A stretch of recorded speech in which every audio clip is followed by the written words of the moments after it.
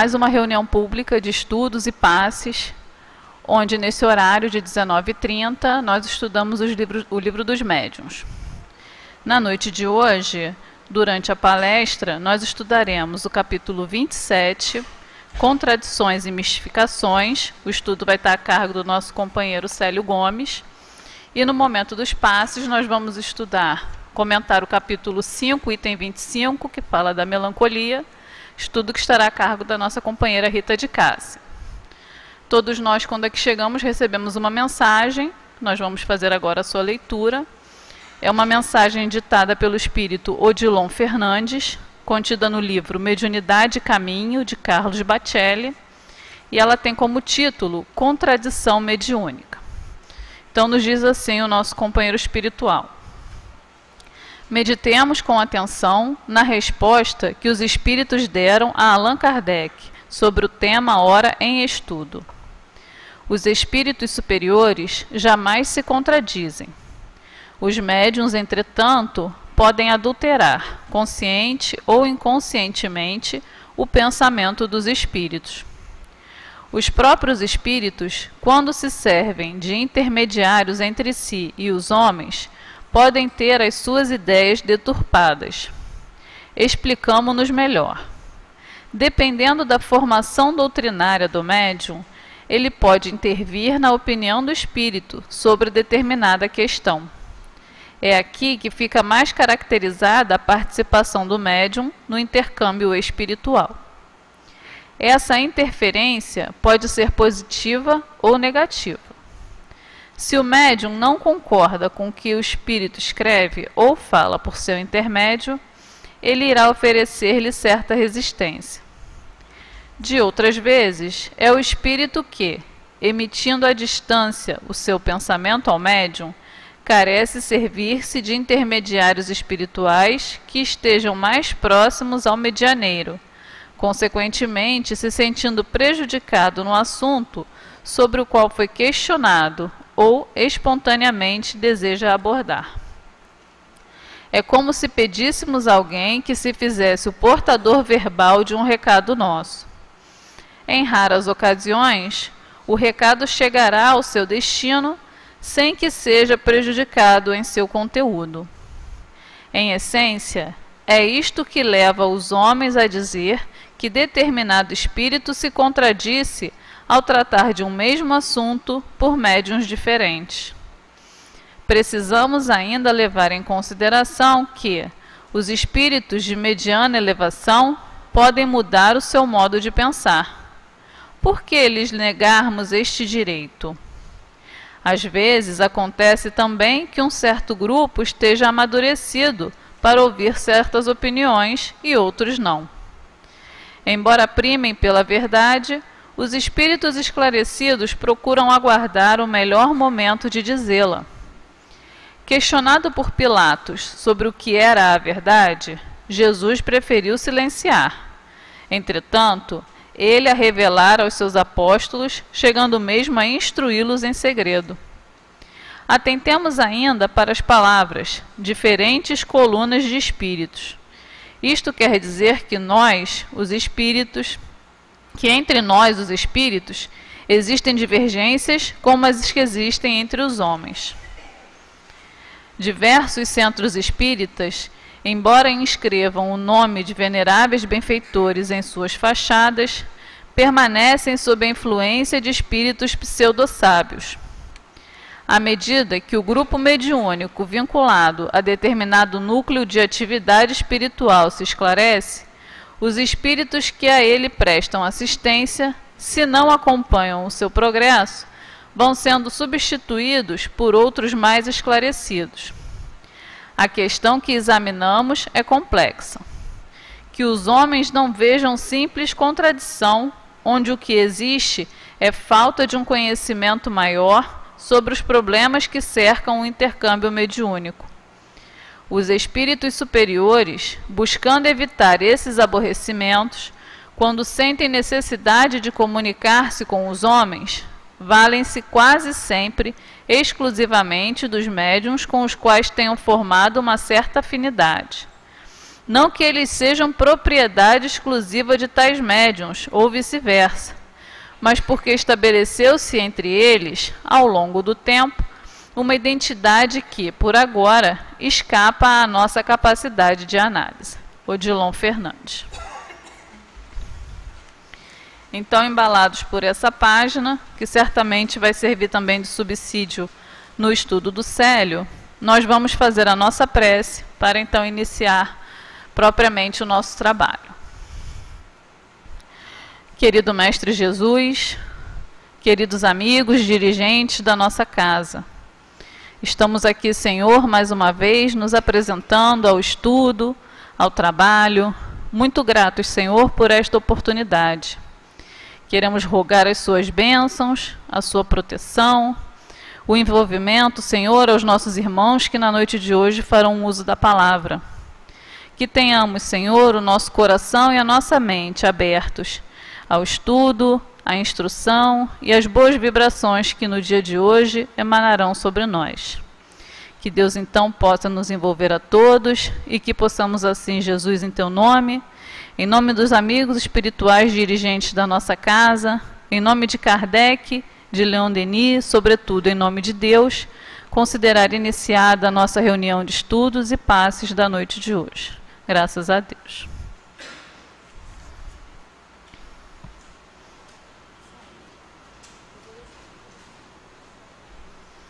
Então, irmãos, como dissemos, na noite de hoje nós vamos estudar o Livro dos Médiuns, capítulo 27, Contradições e Mistificações. O Célio vai falar para nós dos itens 297 a 303. Nós faremos apenas a leitura do item 297. Contradições. Os adversários do Espiritismo não deixam de censurar que seus adeptos não se encontram de acordo entre si, que nem todos partilham das mesmas crenças. Numa palavra, que eles se contradizem. Se, dizem eles, o ensino vos é dado pelos espíritos, como se dá que não seja idêntico? Só um estudo sério e aprofundado da ciência pode reduzir este argumento ao seu justo valor. Apressemo-nos a dizer, primeiramente, que essas contradições, de que algumas pessoas fazem uma grande ostentação, são, em geral, mais aparentes do que reais, que elas se devem, muitas vezes, mais à superfície do que ao fundo das coisas, e que, por conseguinte, carecem de importância. As contradições provêm de duas fontes, dos homens e dos espíritos. Nesse momento, então, nós vamos passar a palavra para o Célio, rogando a Deus que o envolva no seu estudo. Boa noite a todos. A gente tem nesse capítulo do Livro dos Médiuns dois assuntos. O primeiro ele vai tratar das contradições e depois ele vai tratar das mistificações. Ele faz uma análise muito interessante, logo nesse pedacinho, né, nesse item 297, que a nossa amiga leu, que ele fala que para a gente conseguir entender as questões das contradições, que muita gente vai trazer para nós, quando nós falarmos de espiritismo, de médium, falar de espírito, mediunidade, relação nossa com os espíritos e vice-versa, muita gente ela tem toda uma caixa pronta para nos levar a ter que dizer para elas algumas informações. Kardec ele era muito tranquilo, ele dizia o seguinte: quando algumas pessoas chegavam perto dele para questionar, trazendo as suas ideias e querendo saber alguma coisa, ele dizia o seguinte: olha, eu vou te dar o livro dos Espíritos. Estuda esse livro. Quando você tiver estudado esse livro, você volta para conversar comigo. Ele não costumava falar de doutrina com uma pessoa que não tivesse base nenhuma, porque era muito difícil e ele perdia muito tempo, ele não tinha muito tempo para isso. Quando a pessoa se dedicava a estudar, ele dizia o seguinte: ele conseguia saber que aquela pessoa realmente queria aprender alguma coisa. Então, com aquelas informações básicas, que já são muitas, ele então conseguia, quando a pessoa voltava, ou fazia o próprio curso na própria sociedade espírita, ou estudava sozinha, depois a pessoa vinha então conversar com ele. Kardec também diz que todas as vezes que uma pessoa que frequentava a sociedade espírita, e ele coloca que na sociedade espírita foi onde ele teve os seus maiores aborrecimentos, isso também é interessante a gente lembrar, ele diz o seguinte: quando uma pessoa voltava, estava frequentando a reunião e começava a criar determinadas situações problemáticas com relação ao espiritismo, e dizia que ia embora, se não fosse atendida naquilo que ela pedia, ele sempre dizia que ele fazia uma distinção. Você está aborrecido com as pessoas, ou você está aborrecido com a doutrina?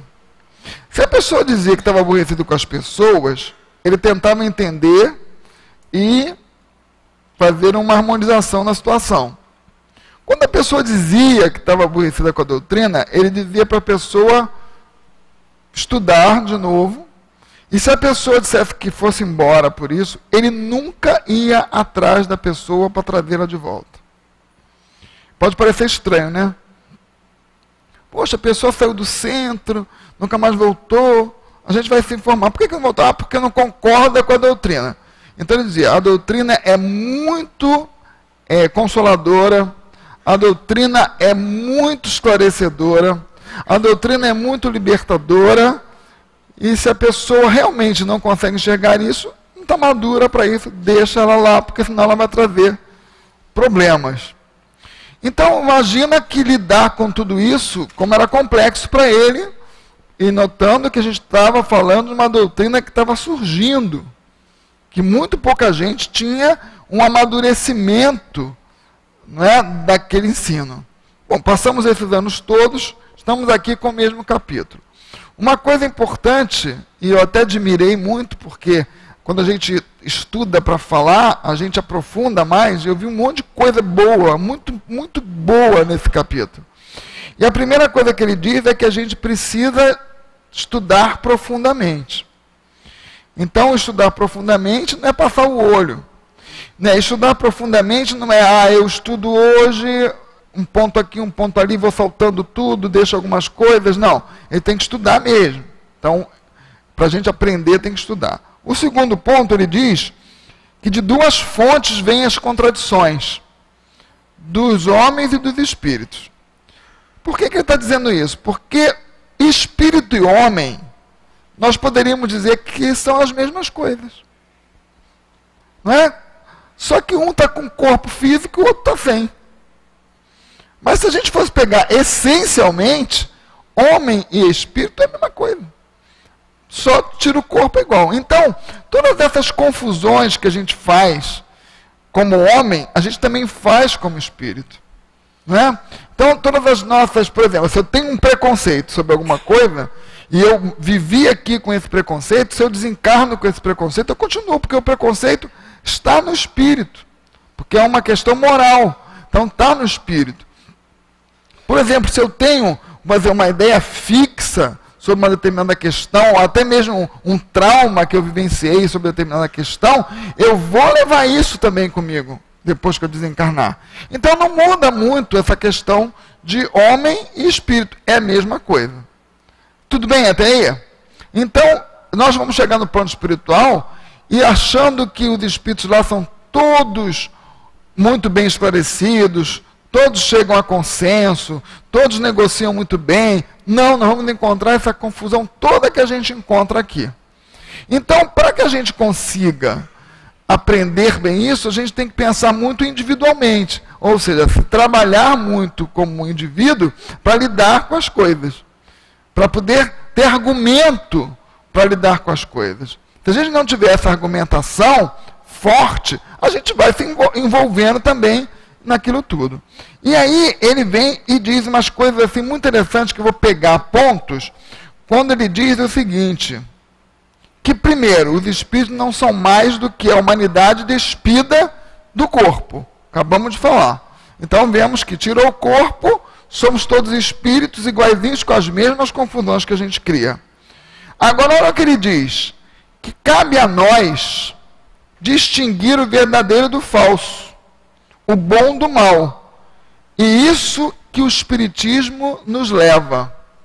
Então ele diz que o Espiritismo tem uma missão, nos levar a distinguir o verdadeiro do falso e o bom do mal. Na época de Kardec era comum, eles faziam muitas evocações, porque tinham um corpo mediúnico muito especializado, até porque vieram para aquela missão que era trazer o Espiritismo à Terra, e Kardec evocava muito. E nas evocações, às vezes, eles faziam várias sessões evocando o mesmo espírito. Em determinado momento, aquele espírito que já vinha sendo evocado por muito tempo, começava a se contradizer. Começava a ter um comportamento que não era adequado ao que se vinha observando até então. E aí, muitas vezes, os médiuns começavam a se questionar se aquele era o mesmo espírito. E aí, então, percebiam que não era, que era outro espírito se dizendo ser aquele. E eles, muitas vezes, perguntavam para os mentores por que a espiritualidade permitia que, em determinado momento, surgisse algum espírito dizendo-se ser o outro e colocando em risco todo um trabalho que se vinha fazendo. Ele dizia o seguinte, o espírito: olha, nós fazemos isso para testar se vocês estão começando a distinguir o que é certo do que é errado e conseguindo perceber, a se aprofundar, realmente entender, analisar bem as mensagens que vocês recebem. É essa a nossa finalidade. Eles faziam meio que de propósito, meio não, muito de propósito, né? Para fazer com que aquele grupo não se deixasse levar por aquela situação. Então, por quê? O objetivo é que a gente aprenda com a doutrina a distinguir o certo do que é errado. Depois ele fala, o erro está em terem alguns de seus intérpretes esposado muito levianamente opiniões contrárias ao bom senso e haverem feito os editores responsáveis dela. O que ele quer dizer com isso? Quando a gente começa a mediunidade, a gente faz um estágio. Todos nós, quando começamos uma atividade, não temos que passar por um estágio para aprender a fazer bem? Mediunidade é a mesma coisa. Quando a gente começa, e eu me lembro muito da minha época de jovem espírita, que eu vi alguns médiuns que começavam a treinar psicografia e eles davam uns arranjos assim grandes, passavam às vezes a reunião toda de psicografia fazendo só rabisco. Você imagina o que é uma pessoa trabalhar o dia inteiro, né, ir para uma reunião, sentar lá, se tremer toda, quando ela entregar só tem rabisco. Muita gente desistia. E aí o responsável pela reunião dizia, olha, continua, porque assim você está se adaptando, mas a pessoa não. Ela queria chegar assim, eu quero chegar e escrever uma mensagem igual o Chico Xavier escreve. Né? Eu quero chegar e trazer... Não. Existe um momento de adaptação. E esse momento de adaptação, sabe quem é que vem? Espíritos de baixa evolução. Porque nós não somos ainda instrumentos preparados para trazer aquela mensagem. Então, aqueles espíritos que também precisam desse trabalho, vêm. Aí se juntam a gente. Seja a psicofonia, seja a psicografia, normalmente a psicografia. E aí, o que acontece? Nós vamos treinando. Com o passar do tempo, a gente vai fazendo o que nós lemos aqui no Livro dos Médiuns, criando a simpatia fluídica, a conexão fluídica. Leon Denis fala no Invisível que ele demorou 15 anos para ter a convicção de que ele estava recebendo mensagens de espíritos elevados. 15 anos. Não é brincadeira, não. Ali, e ele ali perseverando, não desistiu, até que um dia aquilo tudo eclodiu e ele conseguiu perceber. Então, Divaldo também disse que escreveu muito, psicografou muito. Aí um dia ele disse, pô, agora já dá para fazer um livro. Aí a Joana de Anjos disse para ele, joga tudo isso fora que será só treinamento. Né? Nada disso vai ser aproveitado. Ó, todo mundo precisa passar, mas persevera. Então, na hora em que a gente vai como médium, eu também via muito isso, a gente escutava uma informação. Será que sou eu? Ou será que é o Espírito? Porque normalmente a gente escuta a nossa própria voz, não é? Então a gente fica pensando, será que sou eu? O que eles dizem para a gente? Deixa fluir, você está no centro. Você está amparado. Aquela reunião é para desenvolvimento mediúnico. Passa a mensagem. Os responsáveis pela direção vão entender o processo, vão avaliar e vão começar a conduzir. Então, o que ele diz é que em determinado momento, o que acontece com o médium? Algumas vezes, por ele não se deixar levar por uma instrução, porque precisa ser instruído, precisa estudar, precisa treinar, ele começa a ter alguns hábitos indesejáveis como médium. Por isso que ele fala que é o homem e o espírito. Aí o que acontece? Ele ouve uma coisa que ele não concorda, aí ele começa a colocar a sua própria opinião. E isso, muitas vezes, começa a distorcer aquilo. Então, se ele tivesse feito um trabalho de ser realmente formado como médium, ele ia aprendendo. A gente começa a aprender a distinguir as vibrações que chegam. Por exemplo, a gente sabe quando a gente tem uma dor de cabeça física, quando a gente tem uma dor de cabeça que promana de uma vibração espiritual que chega. A gente percebe a diferença. A gente percebe, por exemplo, quando a gente está fazendo aqui um trabalho desse, que a gente pensa que aqui não tem trabalho mediúnico, né? E que a gente está aqui, daqui a pouco a nossa cabeça parece um motor acelerado. Aquilo trabalha tão rápido, as ideias fluem tão rápido. Comigo acontece muitas vezes isso. Eu estou aqui, eu sinto que... Aí eu vou, quando eu viro ali no extra, eu caio. Já começa a ficar com a minha vibração particular, individual, não é? Diminui o tônus. Aí eu percebo direitinho. Às vezes, várias vezes acontece, eu sair daqui, vou caminhando, daqui a pouco eu sinto assim, ó, um desligar. Sabe, como se tivesse puxado alguma coisa. Aí eu fico assim, ó, sabe, eu volto porque terminou o trabalho. Né? Aquilo já se estabeleceu. E isso é uma coisa que você só aprende treinando, fazendo. E aí, quando a gente interfere demais, complica, porque, como ele diz, olha só, os espíritos realmente superiores, que está aqui escrito na leitura aqui anterior, jamais se contradizem. E a linguagem de que usam é sempre a mesma com as mesmas pessoas. Por quê? Na época de Kardec, vocês imaginam, Kardec muito combatido, né? As pessoas faziam o seguinte, ó, vou fazer uma reunião aqui para falar desse assunto, e vou fazer outra aqui, e eu quero que seja igual. Tem que ser igual. O que Kardec explica? Olha, primeiro você tem a capacidade do médium, já é um problema. Segundo, você tem toda uma estrutura de público. Ora, você não pode falar para um público com uma cultura menor, da mesma maneira que você vai falar com um público com uma cultura muito grande. Claro que a ideia, ela vai ser a mesma, mas adaptada àquele público. Outros momentos também, a gente não pode falar sobre determinados assuntos quando as pessoas são extremamente preconceituosas. A gente tem as culturas no mundo. Então você não pode falar, porque você cria muito problema. Kardec dá um exemplo aqui, e ele também fala isso na Revista Espírita, que quando os espíritos trabalharam na França, eles chegaram na França, porque era naquele momento o país mais de cabeça mais aberta, de mente aberta, menos preso a uma série de coisas, eles chegaram e falaram de reencarnação sem nenhum problema. Agora, quando eles foram falar isso lá em Londres, vocês vejam que até hoje o povo londrino, né, com toda a cultura que tem, eles se amarram em ver um casamento real. De ir ver aquela carruagem, aquilo está na cultura deles. Aí na época, imagina isso lá em 1800, Kardec dizia o seguinte, olha, quem nasceu na nobreza, no sangue azul, pode reencarnar mais tarde como empregado.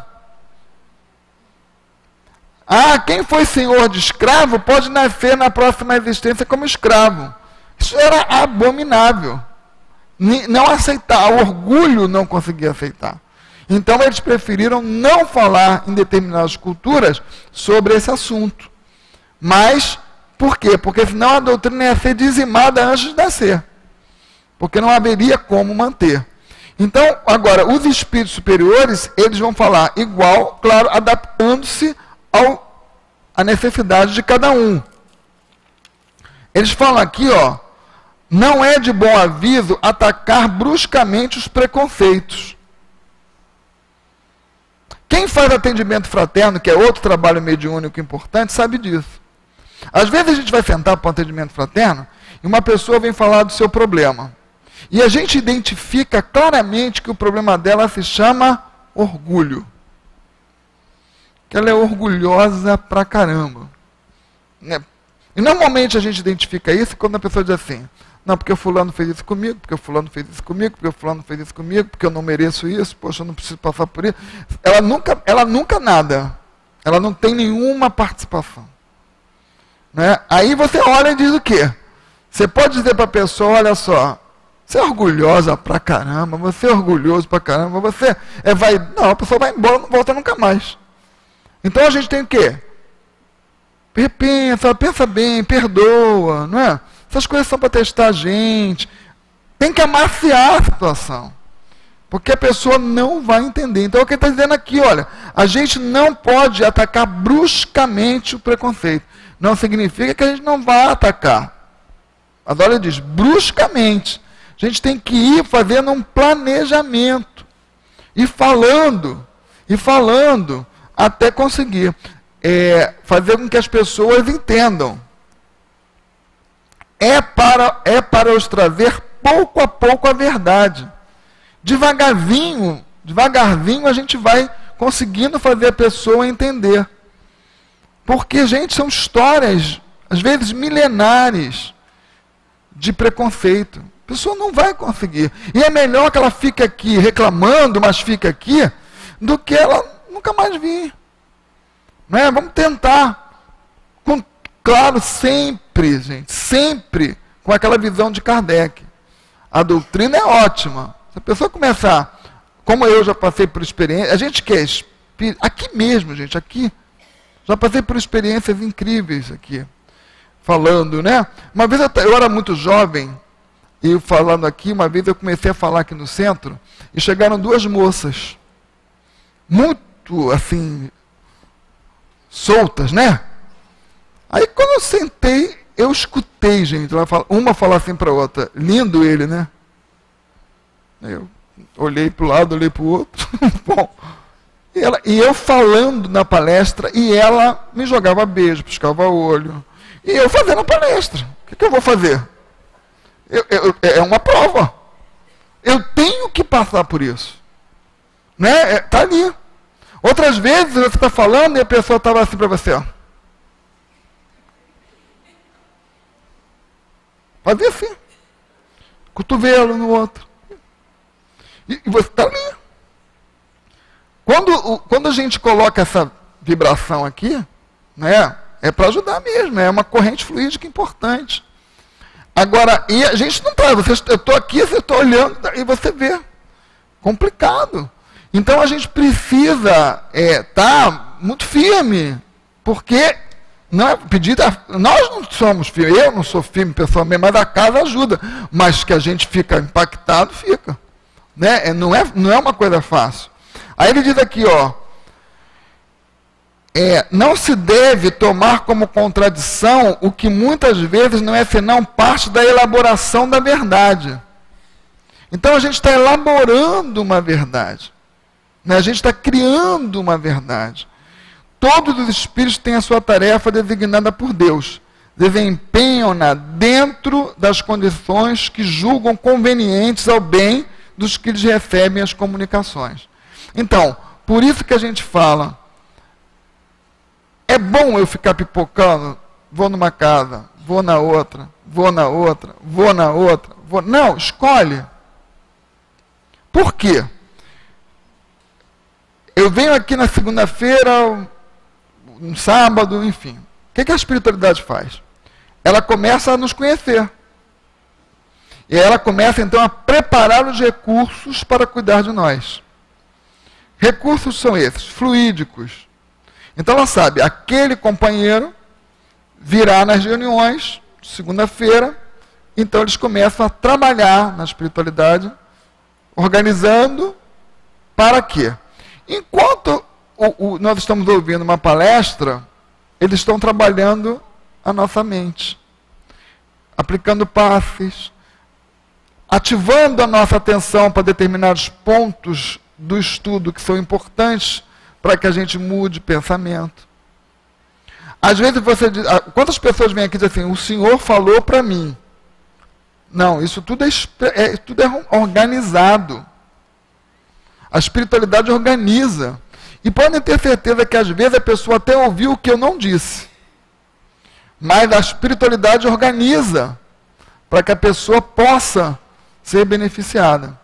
Aí se eu costumo vir e mantenho a frequência, cada vez eu vou sendo mais cuidado, vou sendo cada vez mais tratado, vou sendo cada vez mais melhorando o meu quadro vibracional, até que eu consiga um equilíbrio.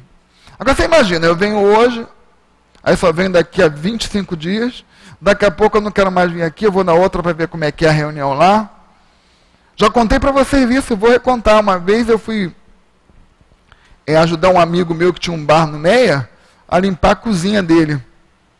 Quem trabalha em bar sabe que baratinha adora a cozinha de bar, né?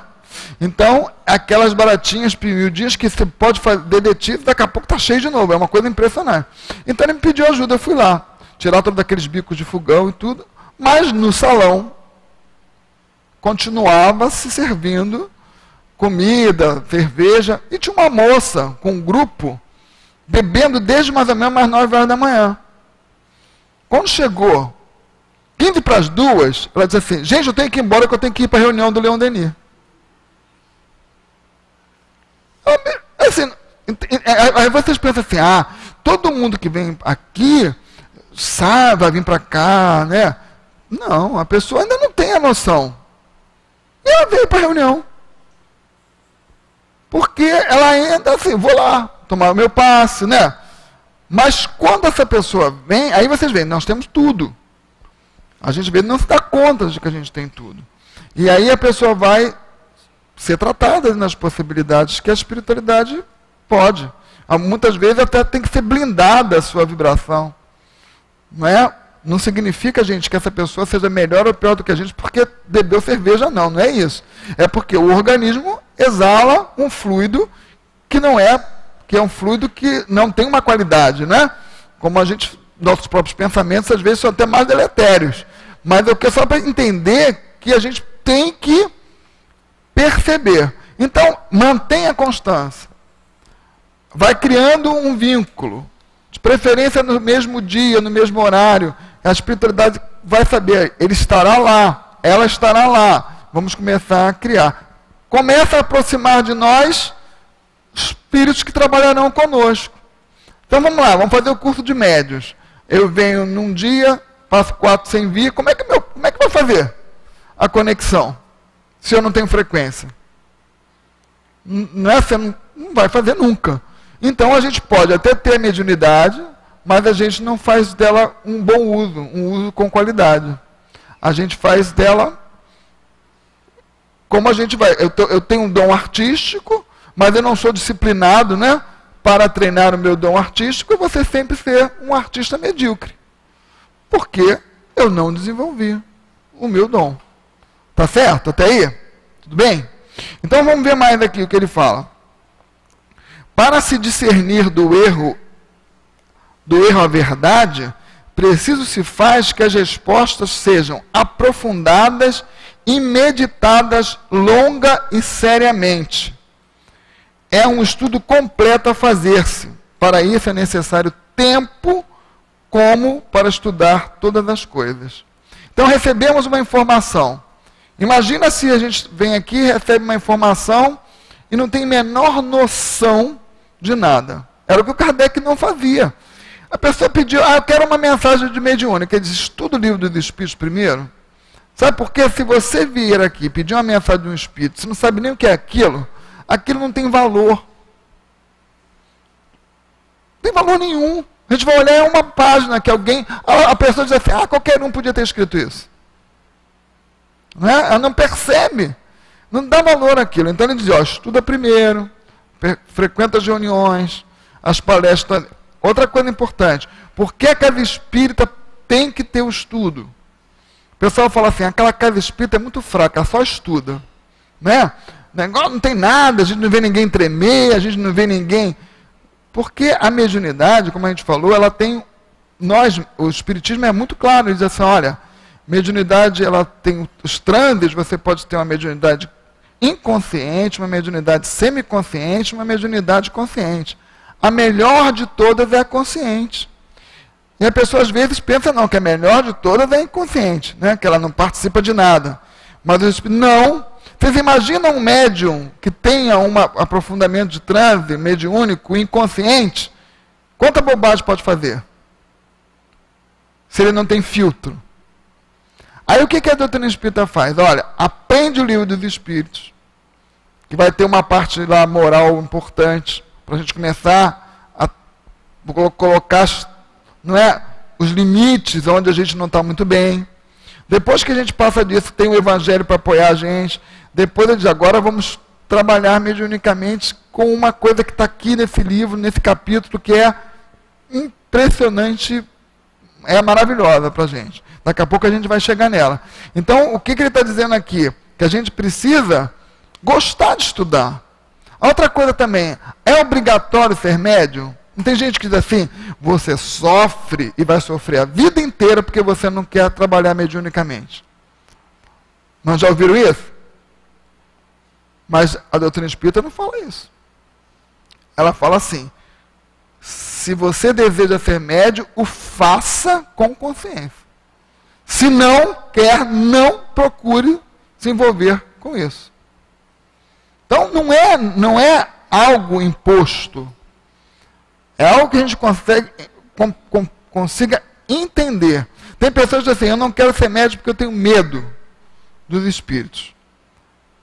Qualquer medo não se vence entendendo a causa do medo.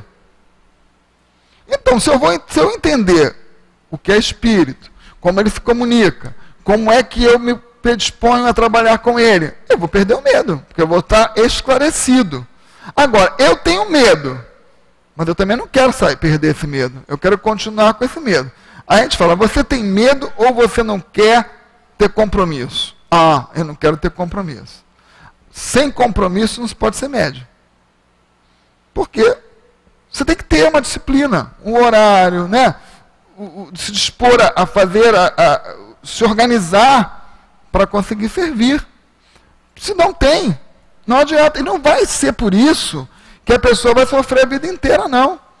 Porque, gente, tudo isso, olha o que os Espíritos falam.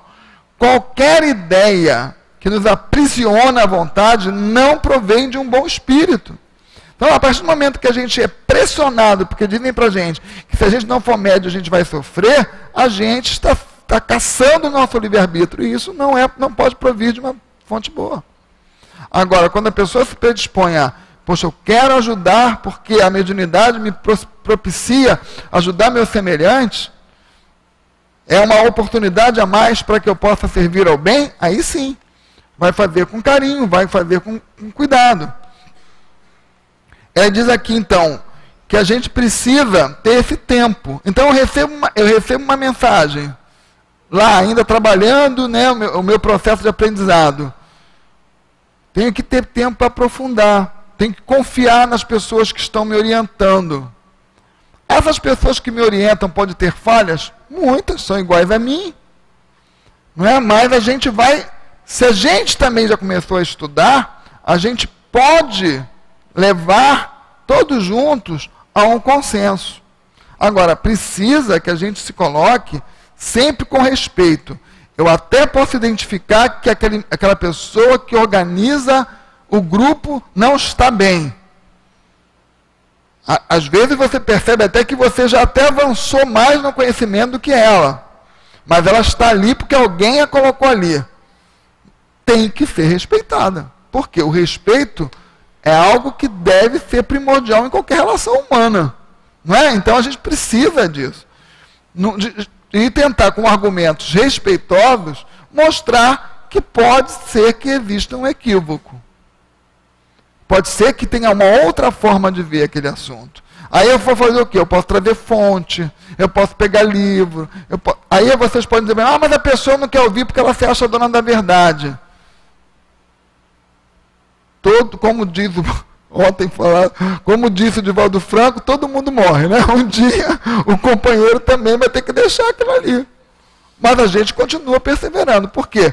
Eu preciso pensar no que a gente quer para nós, como médiuns. O que eu estou fazendo com isso que Deus me propiciou ter? A responsabilidade é dele, não quer ouvir, não quer saber. Eu vou continuar respeitando e seguindo o meu caminho. Agora, tudo tem limite. Não é? Ficou insustentável. O que a gente aprende em conflito? Quando um conflito é insustentável, a gente tem que se afastar. Agora, não vou me afastar para ficar dentro de casa dizendo que a doutrina espírita é ruim. Eu não, vou me afastar para procurar um lugar que me propicie continuar meu trabalho. E, de preferência, sem comentar nada, porque lembra que a gente aprende também? Não adianta falar de ninguém se não for para ajudar. Se eu vou continuar falando apenas para minar aquelas pessoas, difícil. É uma das coisas que muito me entristeceu uma vez, foi quando eu fui... Teve uma época aqui no centro, né, Cidinha, todos nós estamos mais antigos, havia assim um movimento de muita necessidade, e tudo faz parte da história da casa mesmo, né, das pessoas irem até o altivo no final da reunião, apertarem a mão dele, ficarem ali juntinho, né, existia. O centro também ainda era um pouco menor, depois foi crescendo muito, mas existiam pessoas que a gente observava, principalmente algumas senhoras, muito tratadas com muito carinho pelo altivo. Aquelas pessoas que, se tivesse uma fila enorme aqui, e às vezes as pessoas não entendiam muito isso, o altivo dava uma olhada, fazia assim com a mão, pedia para ela vir, e as pessoas se aborreciam às vezes, né? Porque a gente é complicado mesmo. Então ele dava aquele abracinho, a pessoa ia embora. E uma dessas pessoas que eu vi muitos anos aqui no centro ser muito cuidada, numa ocasião eu estava num consultório médico, e essa pessoa estava lá, quando eu cheguei, ela disse, eu falei, e aí, como é que está? Tudo bem? Está indo lá no centro? Nunca mais. E eu disse assim, não foi mais não, porque mudou? Não vou mais lá não. Altivo me decepcionou. Aí começa. Né? E a gente ouve aquilo, e se a gente não está, aí vem, se a gente não está preparado para entender que processo é esse, a gente embarca. E vai minando tudo. Né? E a gente percebe. E o que a gente fazia? Então, ouvia, não é dizer que aquilo ia passar, que ela tivesse cuidado. Às vezes era até uma senilidade mesmo, a pessoa já estava senil, já estava confundindo tudo. Então mas era preciso orar muito, porque todo mundo pensa que estar numa posição como essa é uma posição cômoda, uma coisa agradabilíssima o tempo todo. Não, é muito penosa, porque as pessoas têm um nível de exigência enorme, né? Então, a gente não consegue dar conta. Então, quando ele fala aqui sobre esse estudo aprofundado, eu sou um aprendiz, sempre. Coloca-se ao dispor de quem está me orientando. E vamos trabalhando. Lembra sempre do nosso Leon Denis, 15 anos, para ele conseguir dizer, agora, tá bom. Pessoas que não têm tempo, nem aptidão necessária para um estudo sério e aprofundado, e que aceitam sem exame o que se lhes ensina, não haverá para elas inconveniente em esposar erros. Olha o que ele diz. Agora vem o que eu considerei maravilhoso. Eu vou reler o que ele diz. Pessoas há que não têm nem tempo, nem aptidão necessária para um estudo sério e aprofundado, e que aceitam sem exame o que se lhes ensina. Não haverá para elas inconveniente em esposar erros. Que pratiquem o bem e não façam o mal. É o essencial. Para isso não há duas doutrinas. O bem é sempre o bem. Quer feito em nome de Alá, quer em nome de Jeová, visto que só Deus há para o universo. Então eu não tenho tempo para me aprofundar, eu não tenho aptidão, sou uma pessoa que não consegui minha evolução cultural, né? Não fui muitas vezes alfabetizada. Qual é a regra? Praticar o bem e não fazer o mal. Então, se aquele lugar que eu estou prima por fazer o bem, prima por não praticar o mal, continua. Agora, não começou a enxergar que isso não está acontecendo, epa, vamos, não é, repensar. Outra coisa, a diversidade das comunicações é a prova mais patente da variedade das fontes de onde elas procedem. Olha só que coisa interessante. Aliás, os espíritos, olha que cuidado a gente tem que ter. Aliás, os espíritos que pretendem ser eles os únicos que se podem comunicar, esquecem-se de dizer por que não podem os outros fazê-lo. Lembra? Só o Espírito Santo pode falar. A gente vê isso no movimento evangélico, né? Aí a gente pergunta, por que só eles? Aí não tem resposta. Não tem. Depois vem para lá. Outra coisa também. Muitas vezes você vê o Espírito Santo falando em vários médios ao mesmo tempo. Quantos Espíritos Santos existem? Não é? Então é outra questão para se perguntar. A pretensão que manifestam é a negação. Olha que bonito isso. A pretensão que manifestam de somente um espírito se comunicar é a negação do que o espiritismo tem de mais belo e de mais consolador. Olha o que Kardec considerou como sendo o mais bonito no espiritismo, o mais consolador no espiritismo. As relações do mundo visível com o mundo invisível, dos homens com os seres que lhes são caros e que assim estariam para eles sem remissão, perdidos. Você já imagina que maravilha que é aquelas pessoas, né, que tiveram a oportunidade de terem uma comunicação com um ente querido que desencarnou? Seja isso por visão, seja isso por um processo mediúnico, né? Isso é que é bonito. Então, eles estão dizendo, quando se nega isso, você está dizendo o seguinte, Deus privilegia. Aí já cria logo uma forma de entendimento de Deus distorcida. Por que Deus só privilegia uns e não privilegia e nega outros? Que Deus é esse? Então, já acabou. E outra coisa, a mediunidade existe em todos os pontos do universo, né? Em todos os, vamos falar só em termos de terra, em todos os lugares da terra, a mediunidade existe porque ela é algo natural, algo que está no nosso organismo. Então, não, independe de ser espírita, né? Agora, o espírita faz o quê? Usa melhor porque conhece o mecanismo. Mas a gente vê que, se você for pegar a história do catolicismo, de Alá, não é? Do muçulmano, de todos você vai encontrar ali o processo mediúnico efetivo.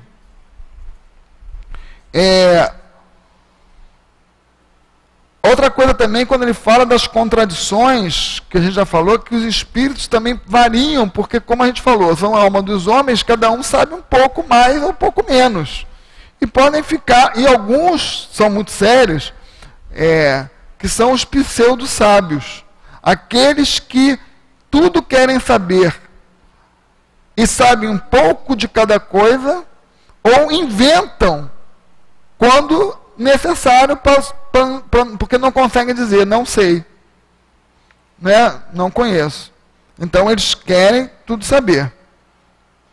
Ele diz aqui, não tendes entre vós pessoas muito ignorantes sobre certos assuntos, esclarecidas acerca de outros, pessoas que têm mais juízo do que instrução, e outras que têm mais espírito que juízo? Não sabeis também que alguns espíritos têm prazer em conservar os homens na ignorância? Olha aí que coisa, Kardec coloca isso. Tem espíritos que se comprazem em colocar-nos na ignorância, aparentando instruí-los, e que aproveitam da facilidade com que suas palavras são acreditadas. Então tem espíritos, né, que percebem a fragilidade das pessoas, percebem que a pessoa tem uma característica muito natural de ser levada. Agora mesmo eu vinha para cá, um amigo falou para mim, olha, minha chefe pediu para eu comprar 4 velas, de tantas, uma de cada cor, comprou umas ervas, e aí quando eu cheguei, entreguei o pacote para ela, aí ela perguntou para mim, está pensando o que de mim? Ele disse, não estou pensando nada, cada um com o seu cada um, né? Ela falou assim, porque eu preciso muito que a cigana resolva a minha vida. A gente, na doutrina espírita, sabe, os espíritos nos ajudam. Como? Resolvem a nossa vida? Não, eles nos orientam, né? Nos fazem refletir, nos dão direcionamentos importantes, mas a decisão, quantas vezes a gente fala, como é que eu fiz isso? Né? Poxa, eu conheço tanto, não fez. Os espíritos permitem, tem que aprender. Não é? E a gente faz. Agora, nunca, outra coisa importante, nunca nos abandonam. Os espíritos amigos nunca nos abandonam. Porque o bom sempre quer ajudar o que está inferior. E até a doutrina espírita fala que acima da gente tem um monte de espíritos que nos ajudam, e abaixo de nós tem vários espíritos que nós ajudamos. É um ciclo de ajuda, o tempo inteiro isso. Então é uma alegria para o espírito. Agora, não podem fazer pela gente, não podem fazer por nós. Outra coisa importante aqui também, que nós temos ali, eu vou ter que dar uma corridinha aqui, senão não vai dar tempo, para a gente entrar no último tema, quando fala das mistificações, mas leiam esse título, leiam esse capítulo, é muito bacana, muito bom, quando ele fala aqui para a gente que algumas coisas que nós pedimos ao Espiritismo, que é exatamente o que a gente não pode pedir, quando ele vai falar em mistificação. Só para eu terminar aqui, ele diz assim, nenhuma nuvem obscurece a luz mais pura. O diamante sem mácula é o que mais tem valor. Julgai, pois, os espíritos pela pureza dos seus ensinos. Então eu não vou julgar um espírito, olha só, pela pureza dos seus ensinos. Não é muitas vezes a gente vê a pessoa que julga um espírito com a forma que ele se apresenta, não é? Com gestual, até mesmo com a forma oral que ele fala, que pode ser uma forma muito rebuscada, mas que é vazia de conhecimento, vazia de sentido, vazia de bondade. Então, é o que ele está dizendo, a gente precisa julgar os espíritos pela pureza dos seus ensinos, como uma pessoa também. A gente vai julgar um ser humano assim. A unidade se fará do lado onde ao bem jamais se haja misturado o mal. Então, se a gente está na casa espírita, fazendo bem, trabalhando pelo bem, não se importa com que as pessoas estão falando da gente, vamos seguir, não tem que ter consciência disso. Notai ademais que os princípios fundamentais são por toda parte os mesmos, e tem que vos unir numa ideia comum, o amor a Deus e a prática do bem. Então, olha só, se a gente não conseguir entender Deus, a gente vai complicar muito. Qualquer que seja, conseguintemente, um modo de progressão que se imagine para as almas, o objetivo final é um só, E só tem um meio de alcançar essa progressão: fazer o bem. Continua falando.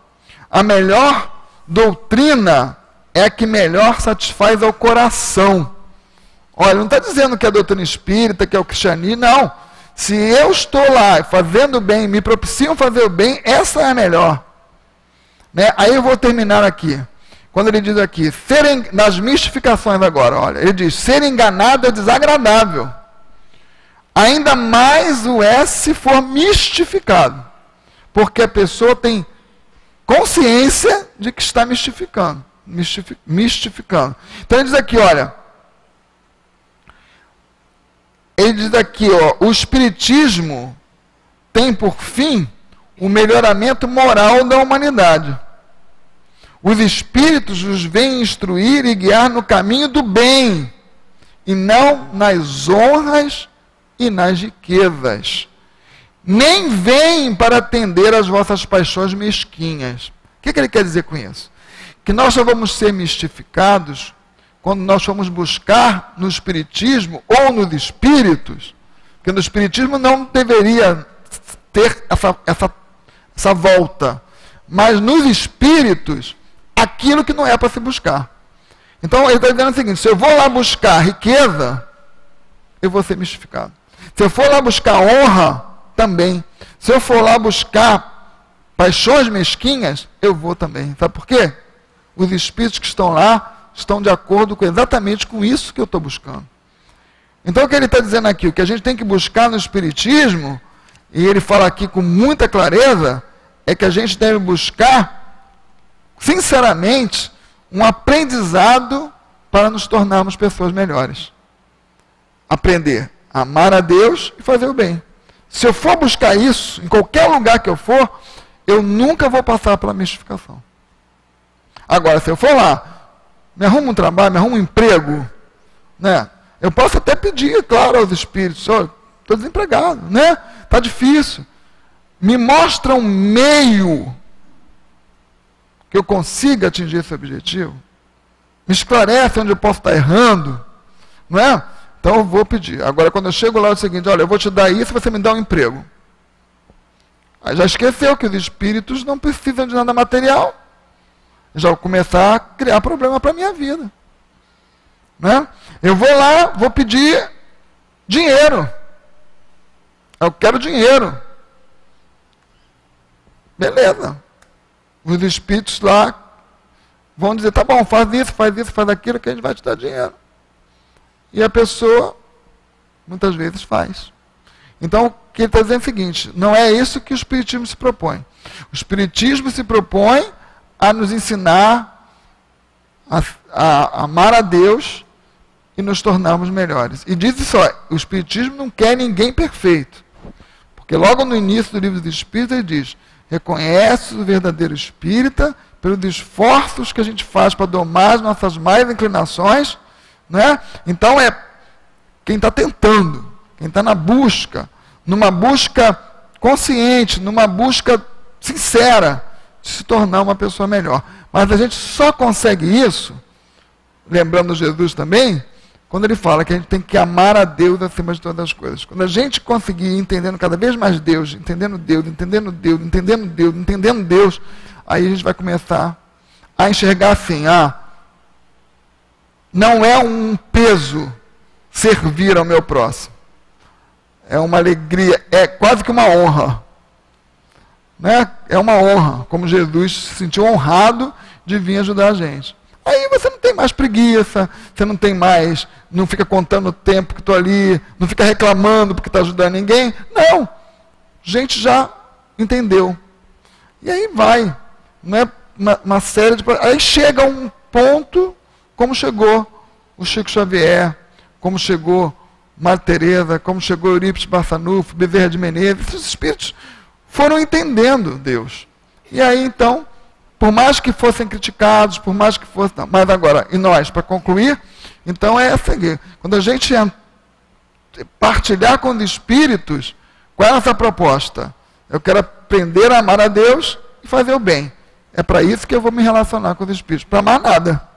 Porque o restante pode nos levar à confusão. Então, que Deus nos abençoe, nos proteja e que a gente esteja sempre junto, né? Estudando.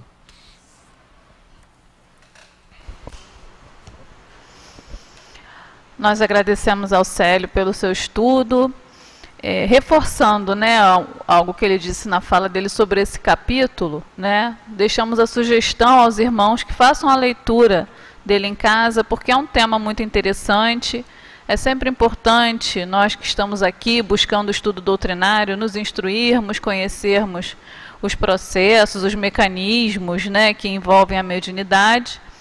Deixando também aberto, né, a sugestão para realizarmos os cursos da casa, onde esses temas podem ser destrinchados, né, e podemos também interagir, tirar as nossas dúvidas e cada vez mais irmos então nos aprimorando.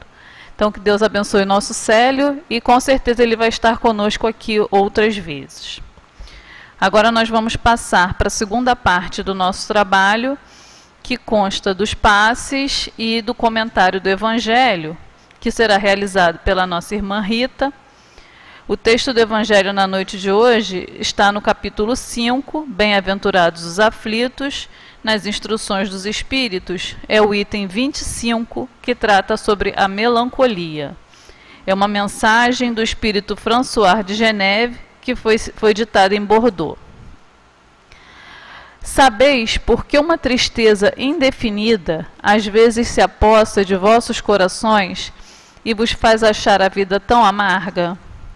É vosso espírito que aspira à felicidade e à liberdade e que, ligado ao corpo que lhe serve de prisão, consome-se em grandes esforços para libertar-se dele. Porém, vendo que são inúteis, cai em desânimo e, como o corpo sofre essa influência, a falta de energia, o abatimento e uma espécie de apatia se apoderam de vós, fazendo com que vos acheis infelizes. Acreditai em mim, resisti com energia a essas impressões que vos enfraquecem a vontade. Essas aspirações por uma vida melhor são inatas no espírito de todos os homens, mas não as procureis neste mundo. E agora que Deus vos envia seus espíritos para vos instruir sobre a felicidade que Ele vos reserva, esperai pacientemente o anjo da libertação, que deve vos ajudar a romper os laços que mantêm vosso espírito cativo. Lembrai-vos de que tendes de cumprir uma missão durante vossa prova na terra, da qual não podeis duvidar. Seja vos devotando à família, seja realizando os diversos deveres que vos são confiados. Se, no decorrer dessa prova, enquanto cumpris a vossa tarefa, desabarem sobre vós as preocupações, os cuidados e os desgostos, sede fortes e corajosos para suportá-los. Enfrentai-os sem hesitação, eles duram pouco e devem vos conduzir para junto dos amigos por quem chorais, que se rejubilarão com a vossa presença entre eles e vos estenderão os braços para vos conduzir a um lugar onde não existem os desgostos da terra. François de Geneve, Bordeaux. Nesse instante, aqui na nossa casa, convidamos então os irmãos médiuns a se posicionarem, seguindo as orientações. E nós lembramos aos irmãos que o trabalho dos passes é realizado por médiuns que já foram previamente preparados. Portanto, nós que somos portadores de mediunidade, que temos uma sensibilidade um pouco mais exacerbada, procuremos manter o nosso coração sereno, não dando passividade, uma vez que esse trabalho não comporta outros tipos de manifestação.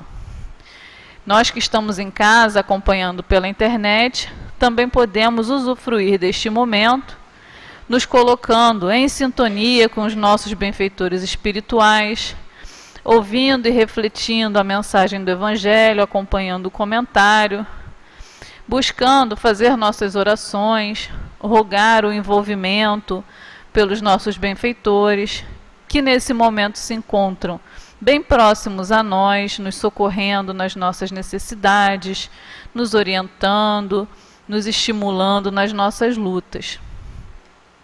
E que possamos também, nesse momento, lembrar de todos os nossos entes queridos, dos nossos familiares. Vamos orar também pela nossa sociedade, pela nossa nação. Vamos usufruir desse momento na conquista da nossa paz, da nossa serenidade, da nossa tranquilidade na condução das nossas lutas. Vamos então fazer a nossa prece. Senhor Jesus, eis que é chegado, Senhor, o momento dos passes. Queremos pedir, Senhor, mais uma vez, que Tu continue nos sustentando, Senhor, os médiuns, que nesse momento atuarão em Seu nome, na transmissão das energias, em contato também com Seus benfeitores espirituais.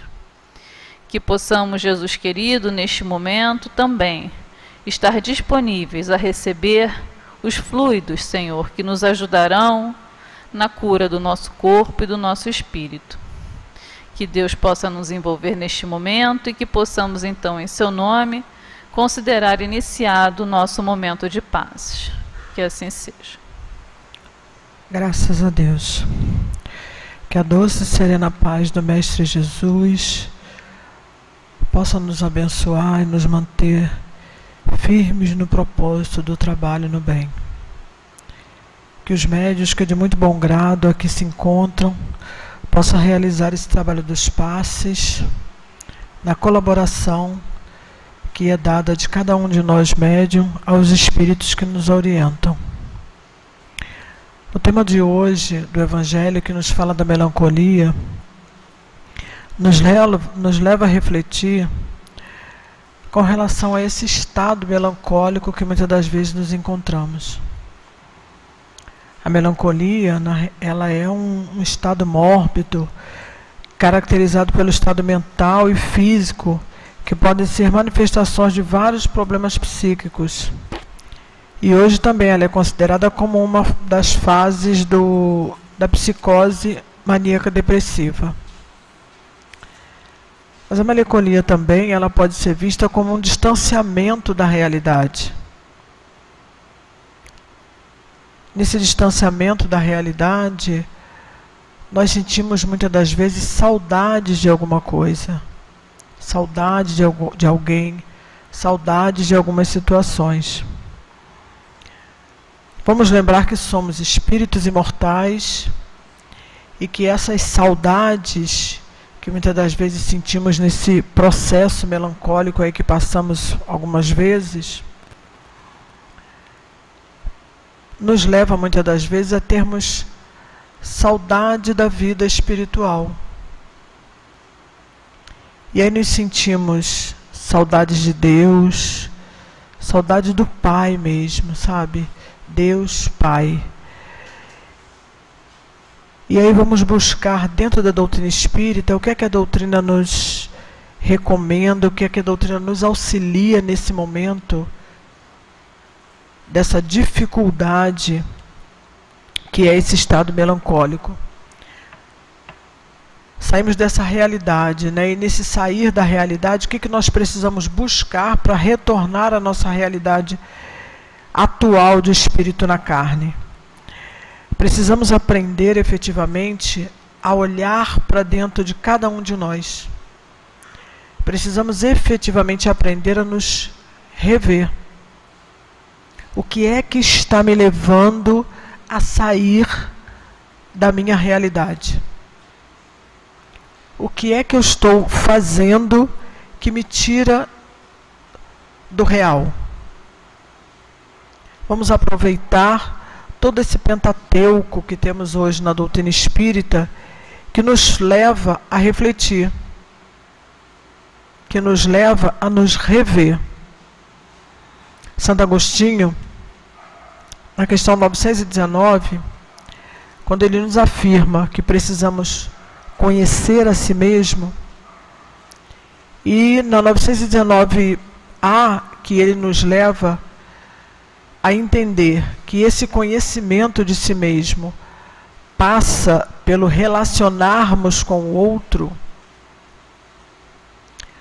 nos ajuda a pensar a voltar para o nosso prumo e sairmos efetivamente desse estado de melancolia, esse estado de tristeza que muitas das vezes nos paralisa e nos deixa, de uma certa forma, numa prisão no eu mesmo.